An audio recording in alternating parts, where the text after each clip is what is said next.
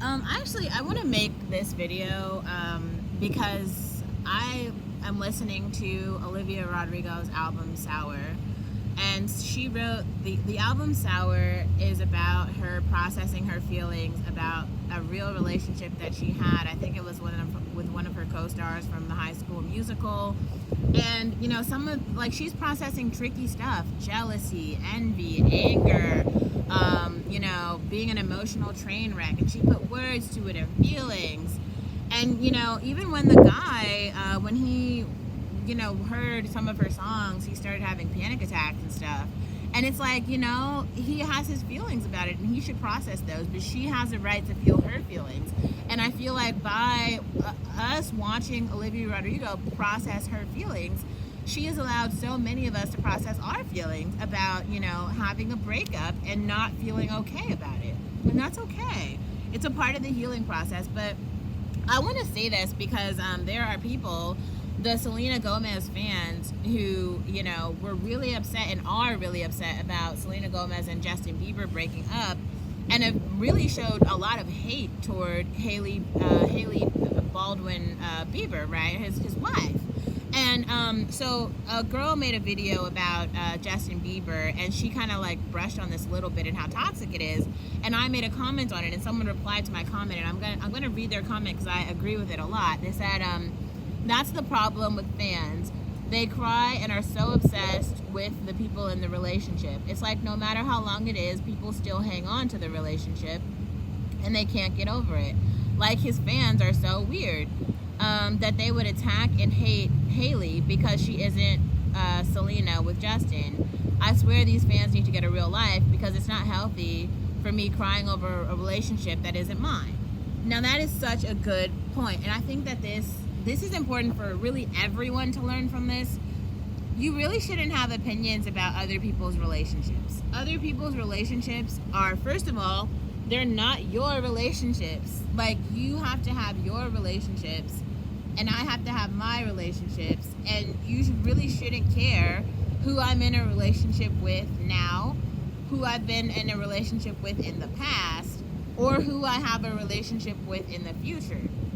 The only thing that should matter is your personal relationship. There is another thing though where I would say that, because also I feel like Selena Gomez and Justin Bieber have very publicly said, it just didn't work out with us. And it's not Selena. I'm not blaming Selena here, because she's been very vocal in saying, I wish him the best. I want him to move forward in her life. And she's shown everyone how to move on by taking these action steps. And he has as well. And I don't feel like he's not saying any bad things about her. So they've modeled a very healthy relationship. And it's between themselves and, their personal growth. And it's like the fans are just still sitting here stuck in hate bubbles.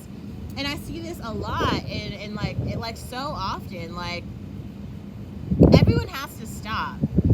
Everyone needs to get out in front of leave your computer and go out into the real world and get a relationship of your own, if that's what you want.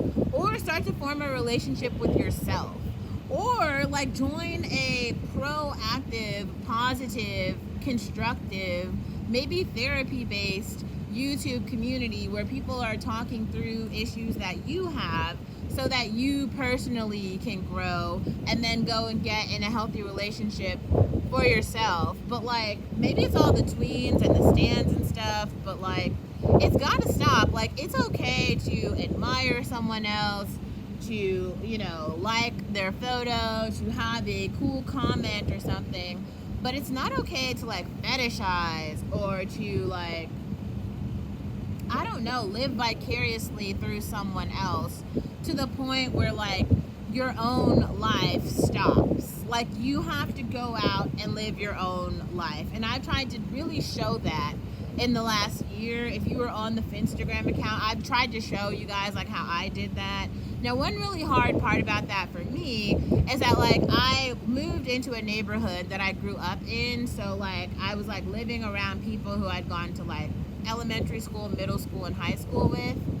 Now, that's not a bad thing, but obviously everyone grows and changes. And the problem with me is no one wanted to accept the fact that over 10 years I'd grown and changed.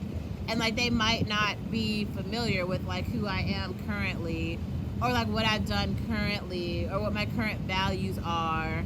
People just don't know how to give black women the space, or really black people the space, to like introduce themselves. And you do that by like having your neighbors over for dinner, or saying hi to the people in your community and getting to know their names and getting to know their stories. Which is why I've also tried to like write about it, and like post photos and things. And I feel like I've done that. I've been able to do that very clearly with a lot of the UC Berkeley students, and I'm happy that I was at least able to do it with someone. But a lot of the adults in that Berkeley community are like, man, they're just very intolerant, and like they just fucking refuse to realize that they have new neighbors in town, and we don't look like them, and we don't have their beliefs, and we like, it's not a homogenous group. We don't all feel the same. We don't all like share really anything, right? We're just different. We're just different. And that's a thing. And you just kind of have to be okay with that. I'll say it again, but I said it yesterday. I think more people should become more familiar with Mr. Rogers. Maybe I'll make a very short video about who Mr. Rogers and Daniel the Tiger are. But Mr. Rogers was a show that I watched growing up. It was like a children's show about this guy, right? And what he does, the whole show is just about him going out into his community and meeting his neighbors and kind of reintroducing you to things that happen every day, right? There's a person who works at the bakery. You're gonna see that person every day when you walk to get bread. There's the police officer, you know, like maybe if you have a problem with the trash, you can call the police officer and be like, hey, I have this issue with the trash, or like whatever it is that you need. There are people who are working in the community who can like help you navigate it. Now there's a problem if entire school administrations are built up with white Karens, and now all the people who are coming in are like Indian, Chinese, black puppies from New York, you know, Soho Jews. It's like none of us relate to like basic Karens. Why do they keep putting them in the classrooms, in the administration, in all the teaching positions? Like, they can't teach the future generation because we don't relate to them, and also they have active hate toward us. I don't know. That's